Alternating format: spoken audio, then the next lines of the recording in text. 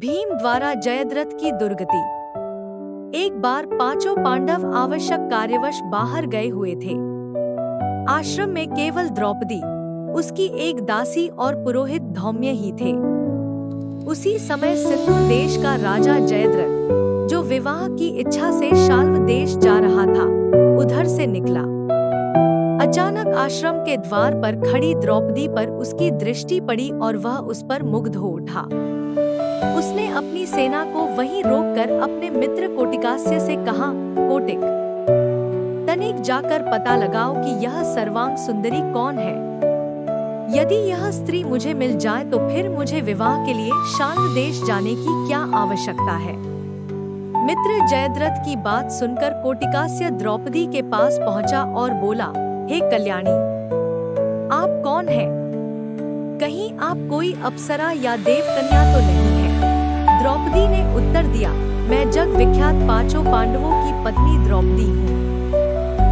मेरे पति अभी आने ही वाले हैं, अतः आप लोग उनकी आतिथ्य सेवा स्वीकार करके यहाँ से प्रस्थान करें। आप लोगों से प्रार्थना है कि उनके आने तक आप लोग कुटी के बाहर विश्राम करें। मैं आप लोगों के भोजन का प्रबंध करती हूँ। कोटिकास्य ने जयद्रथ के पास जाकर द्रौपदी का परिचय दिया।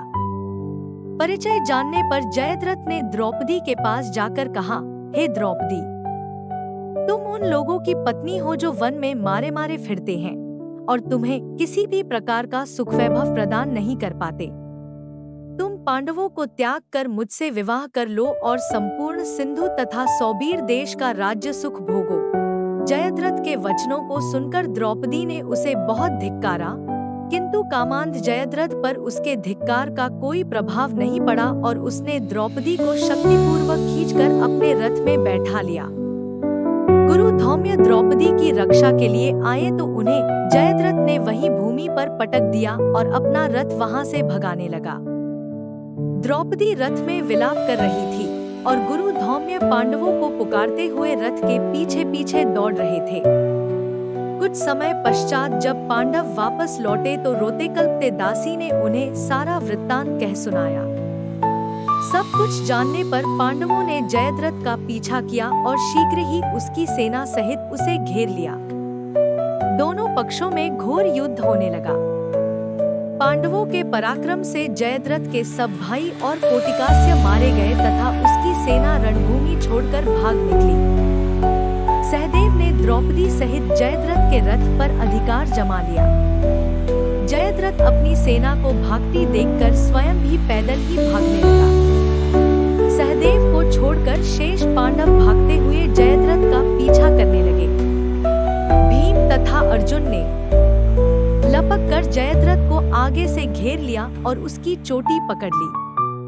फिर क्रोध में आकर भीम ने उसे पृथ्वी पर पटक दिया और लात घूंसों से उसकी मरम्मत करने लगे। जब भीम की मार से जयद्रथ अधमरा हो गया तो अर्जुन ने कहा, भैया भीम, इसे प्राणहीन मत करो, इसे इसके कर्मों का दंड हमारे बड़े भाई युधिष्ठिर देंगे।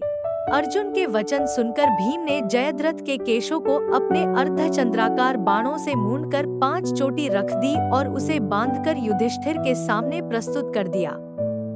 धर्मराज युधिष्ठिर ने जयद्रथ को धिक्कारते हुए कहा, रे दुष्ट जयद्रथ, हम चाहें तो अभी तेरा वध कर सकते हैं, किंतु बहन दुहेशला के वैधव्य को ध्यान में रखकर हम ऐसा नहीं करेंगे। जा, तुझे मुक्त किया।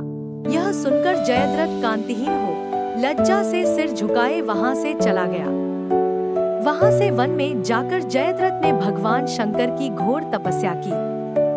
उसकी तपस्या से प्रसन्न होकर शंकर जी ने उसे वर मांगने के लिए कहा। इस पर जयद्रथ बोला, भगवान, मैं युद्ध में पांचों पांडवों पर विजय प्राप्त करने का वर मांगता हूँ। इस पर भगवान शंकर ने अपनी असमर्थता प्रकट करते हुए जयद्रथ से कहा, हे जयद्रथ, पांडव अजय हैं और ऐसा होना असंभव है। श्री कृष्ण नारायण के और अर्जुन नर के अवतार हैं। मैं अर्जुन को त्रिलोक विजय प्राप्त करने का वर एवं पाशुपात्यस्त्र पहले ही प्रदान कर चुका हूँ। हाँ, तुम अर्जुन की अनुपस्थिति में एक बार शेष पांडवों को अवश्य पीछे हटा सकते हो। इतना कहकर भगवान शंकर वहां से अंतर्ध्यान हो गए और मंदबुद्धि जयद्रथ भी अपने राज्य में वापस लौट आया।